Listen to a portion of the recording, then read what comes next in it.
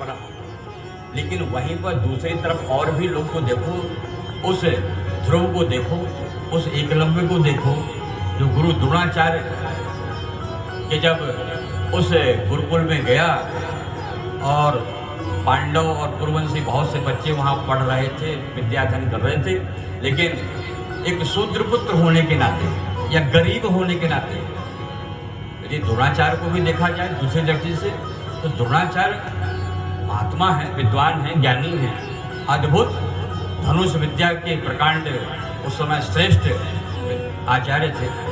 लेकिन कहीं न कहीं ये महात्मा, ये द्रोणाचार्य भी बिक गया है। थोड़ी सी कड़ी भाषा में सुने उसको।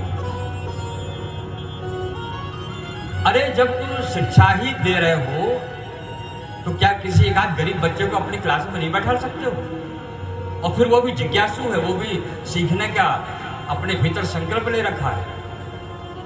तो ये टीचर जो होते हैं, जो शिक्षक होते हैं, ये भेदभाव जब करते हैं ना, भेदभाव का मतलब कि हम तो हस्तिनापुर के राजाओं को, बच्चों को पढ़ाते हैं, हमें तो अच्छी खासी फीस मिलती है कोचिंग की, टोचिंग की, और इनको क्यों बैठा रहे? कहीं ना कहीं द्रोणाचार्य जी बिक गए थे, अधीनस्थ हो गए थे राजा के, कहना चाहिए। उनका पिट्ठू बन गए थे कि जैसा राजा बोलता था कि यहाँ पढ़ाओ, ऐसा पढ़ाओ, ये पढ़ाओ। और तब वो होनहार विद्यार्थी, वो बच्चा, उसका जो संकल्प, देखो जो संकल्प की बात आज मैं कर रहा हूँ, उसका संकल्प था कि मुझे तो ये गुरु ही जच गए हैं, इनके प्रत्यक्ष और अप्रत्यक्ष दो बातें आएंगी यहाँ। कई बार कई शिष्य लोग चर्चा करते हैं कि हमारे गुरुदेव, चाहे वो निरुक्तमान सिद्धाचार्य सदगुरुदेव भगवान हो और भी किसी के गुरु हो, और शरीर जब छूट जाता है, मृत्यु को प्राप्त कर जाते हैं, तब भक्तों के अंदर शंका आती है कि हमारे गुरु जी तो रहे नहीं, अब क्या करें गुरु जी, दूसरा गुरु बना लें क्या? या फिर बड़े दुखी होते हैं। नहीं, गुरु शब्द जो है, जो गुरु दिखता है स्वरूप में, ये केवल साकार स्वरूप नहीं, वो तो हमेशा निराकार तुम्हारे साथ में, जो मंत्र तुम्हें कान में दे दिया है तो अंदर अंतस आत्मा में, हृदय में वो बीज बोला हुआ है।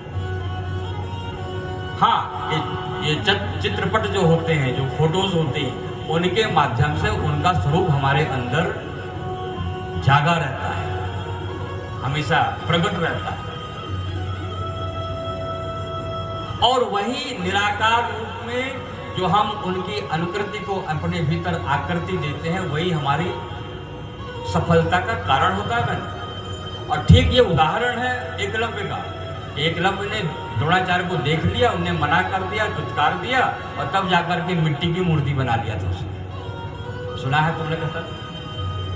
और उस मिट्टी की मूर्ति, उस फोटो में उन गुरु का उसमें आह्वान करता था और फिर अपना तीरंदाजी करता था। यहां तक तो बात ठीक समझ में आती है। एक दिन जब वो गुरु द्रोणाचार्य अपने शिष्यों के साथ जंगल में भ्रमण कर रहे थे और एक कुत्ता उनके ऊपर आवेश होकर भौंक रहा था, वो कथा आपको पता है। तो क्या हुआ था भाई?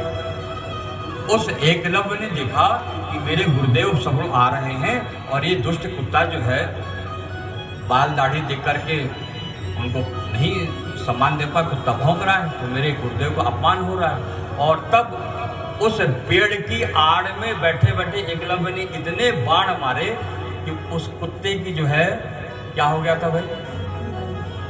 है? अरे बोला तो करो। बाहर चले गए, पूरे मारे थे उससे, मुंह में उसके कुत्ते के मुंह में। हाँ, मुंह बंद हो गया। लेकिन यहाँ पर एक अद्भुत विशेषता है, क्योंकि कथा को जो भले ही आपने बहुत पहले सब सुनी है, लेकिन नई चीज देखी यहाँ पर। उस एकलव्य के सैकड़ों बाणों से उसके मुंह में बाण गए, लेकिन एक रत्ती खून नहीं निकला। उसके मुंह के अंदर जिह्वा में घाव नहीं हुआ, उसकी वाणी को बांध दिया, जो भोंकने की शक्ति थी उसको बांध दिया। आज द्रोणाचार्य भी हिल गए। द्रोणाचार्य को ये विद्या नहीं आती थी साहब, वाणी बांधने, वाक वाणी बांधने। द्रोणाचार्य सचपटा गए, ये कौन मेरे से बड़ा धनुर्धर कौन ऐसा है जो वाग वाणी को बांध देता है अपने बाणों से? ये कौन है? और उन्होंने जब घोषणा करी कि कौन ऐसा मुक्त और अव्यक्त बाण तीरंदाज का धनुर्धर है, मैं उसको प्रणाम करना चाहता हूं, मैं उसका आभारी हूं। और तब बेचारा छोटा सा बच्चा एकलव्य भड़बड़ा के दौड़ते बाहर आया, गुरुदेव गुरुदेव मैं। अरे बोले तू शूद्र बेटा, तू एक बार आया था, मैं तेरे को भगा दी। हाँ गुरुदेव। अरे तेरा गुरु कौन है जो तेरे को ऐसी दिव्य शक्ति, ऐसी शिक्षा दिया? बोले गुरुदेव आप ही तो मेरे गुरु जी। बोले मैं तो तुझे दुत्कार दिया था। फिर बोला नहीं, मैं आपका ही नाम स्मरण करके, और ये देखिए ये पीपल के पेड़ के नीचे आपकी मूर्ति, आप ही तो मेरे गुरु हो। अब यहाँ पर तुम ये बताओ कि गुरु को प्रसन्न होना चाहिए था, आशीर्वाद देना चाहिए था, कि गुरु ऐसे शिष्य से चढ़ जाए? क्या होना था? आशीर्वाद देना था ना।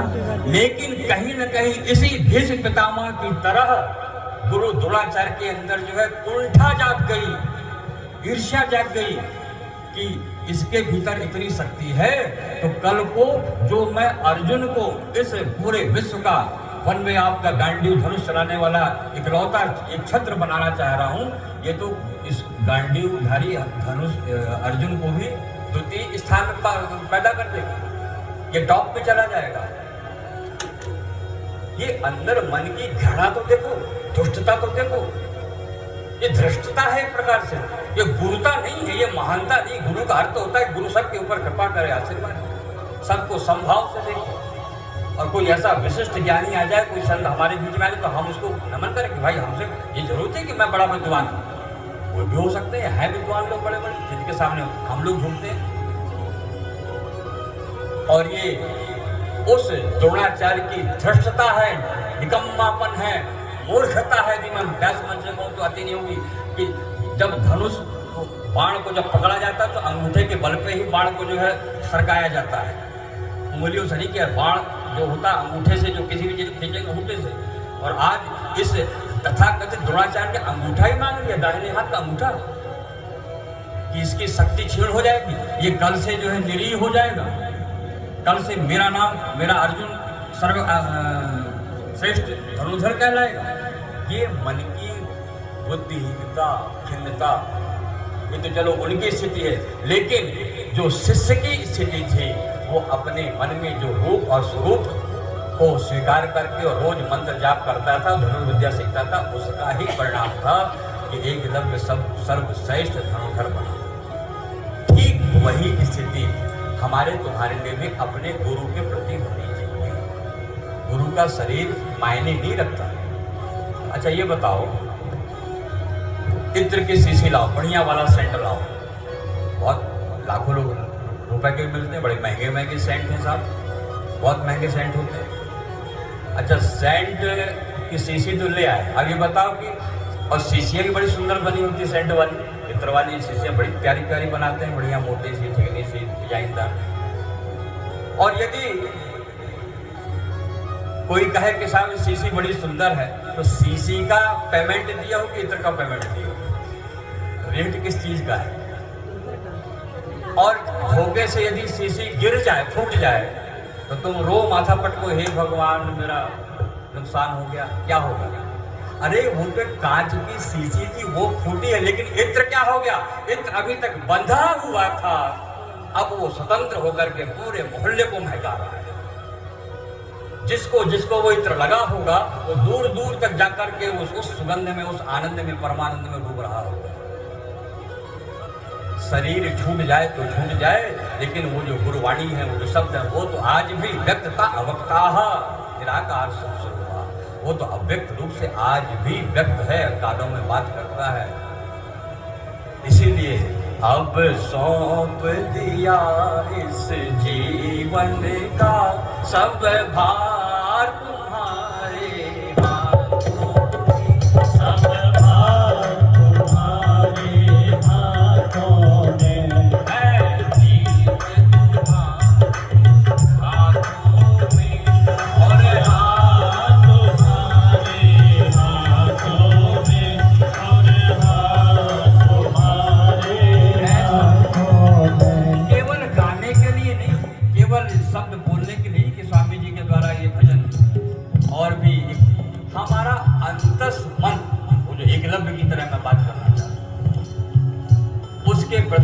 बड़ा दृढ़ संकल्प हो। आज भगवान श्री कृष्ण ने फिर से कुंती बुआ से कहा कि बुआ, अब तो लगभग सब काम चकाचक हो गया है हस्तिनापुर का। बुआ बोली, मैं समझ गई, तेरे को द्वारिका जाना है, मैं भी तैयार हूं बेटा। मुझे भी लग रहा है कि मेरी बहुएं, मेरे अग्रज जो वहां रह रहे हैं, मेरे भाई वसुदेव जी, देवक जी,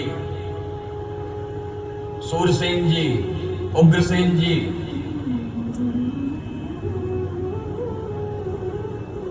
तुम्हारे पुत्र प्रद्युम्न, उस पुत्र के पुत्र अनिरुद्ध, अनिरुद्ध के बेटे साम, शिव, सह, सब के सब तुम्हारा इंतजार कर रहे होंगे। बेटे हम कहीं ना कहा, हाँ बोलो, आगे बोलो, आशीर्वाद दो ना, क्यों रुक गई? और तब मैया फिर से लड़खड़ाती है, आशीर्वाद देती है कन्हैया को। कन्हैया दिव्य रथ बुलाते हैं और द्वारिका पहुंचते हैं। द्वारिका में बड़ा भव्य दिव्य स्वागत हुआ। कलश, चंदन, वार सब जय जयकार किया, ब्राह्मणों ने स्तुति वाचन किया और वहां राजपाठ में भगवान व्यस्त हो गए। यहाँ 2 महीने बाद